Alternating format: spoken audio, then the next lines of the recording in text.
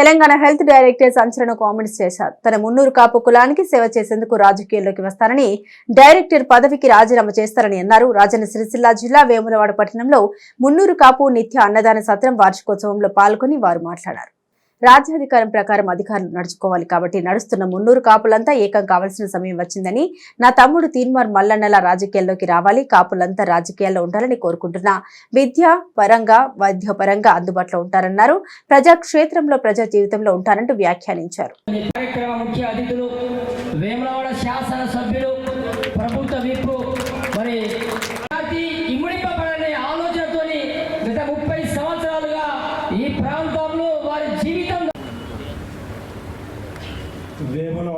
వేములవాడ కొనసాగుతున్నటువంటి మిత్రులు కొండ దేవయ్య గారికి, అదేవిధంగా ఈ కార్యక్రమానికి కూడా చైతన్యపరుస్తూ మనందరికీ రాజ్యాధికారం వస్తే తప్ప అడుక్కునేటువంటి పరిస్థితి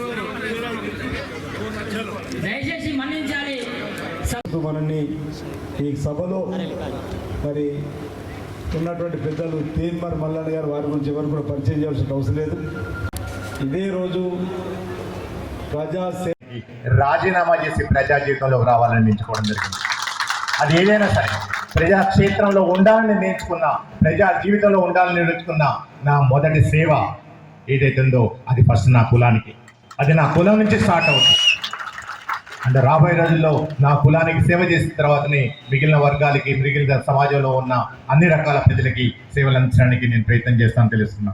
సో ఈ సందర్భంగా 25 సంవత్సరాల నా ఉద్యోగ జీవితాన్ని వదిలిపెట్టి ప్రజా జీవితంలో నేను అడిగిడాలనుకుంటున్నా. ఈ సందర్భంగా మీ అందరి ఆశీస్సులు, మీ అందరి ఆదరాభిమానాలు, ప్రేమ ఉండాలని చెప్పేసి తప్పకుండా అంటే నా ఎప్పుడు కూడా నాకు చదివినంత వరకు అది విద్యాపరంగా కానివ్వండి, వైద్యపరంగా కానివ్వండి, ఇంకా ఏ పరంగా అయినా సరే నేను ఎప్పుడు మీ అందరికీ అందుబాటులో ఉంటానని మరొకసారి మీ అందరికీ తెలియజేస్తున్నాను. అలాగనే దేవన్న గారికి రాజీనామా చేసి ప్రజా జీవితంలోకి రావాలని ఎంచుకోవడం జరిగింది.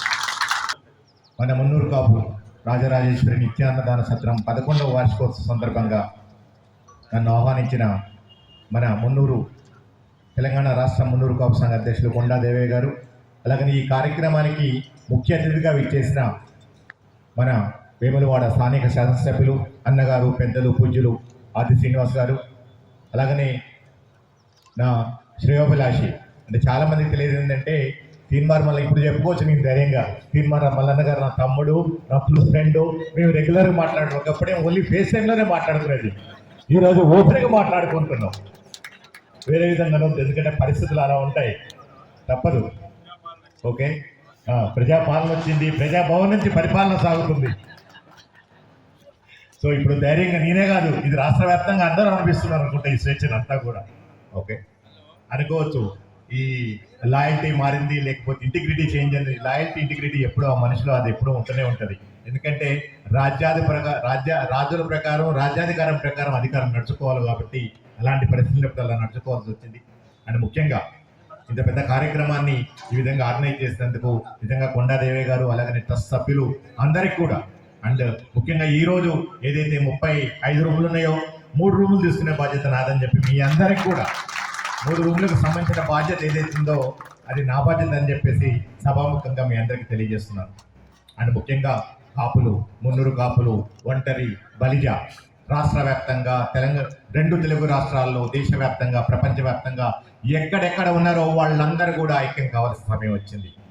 ఒక్క తెలంగాణ రాష్ట్రంలోనే 60 లక్షల మంది కాపులంటే మనకున్న 3.5-4 కోట్ల జనాభాలో మనం ఎంత శాతం, మన ప్రాతినిధ్యం ఎంత, ఈ విషయాన్ని మనం అర్థం చేసుకోవాలి. తమ్ముడు శ్రేయోభిలాషి తీన్మార్ మల్లన్న గారు ఇంతకుముందు చెప్పారు, ఒకప్పుడు నా చిన్నప్పుడు తుపాకీ గొట్టం ద్వారా మాత్రమే రాజ్యాధికారం సిద్ధిస్తుందని చెప్పి అప్పుడు నేను చదువుకునే రోజుల్లో నేను నమ్మా. ఎందుకంటే అప్పుడు అది నరనరానా జీర్ణించుకున్నది. ఇప్పుడు తుపాకీ గొట్టం ద్వారా కాదు, ప్రజా ప్రాతినిధ్యం ద్వారా, చట్టసభల్లో వెళ్ళటం ద్వారా మాత్రమే అది సాధ్యమవుతుంది అని చెప్పి రాజీనామా చేసి ప్రజా జీవితంలోకి రావాలని ఎంచుకోవడం జరిగింది. రాజీనామా చేసి ప్రజా జీవితంలోకి రావాలని ఎంచుకోవడం జరిగింది.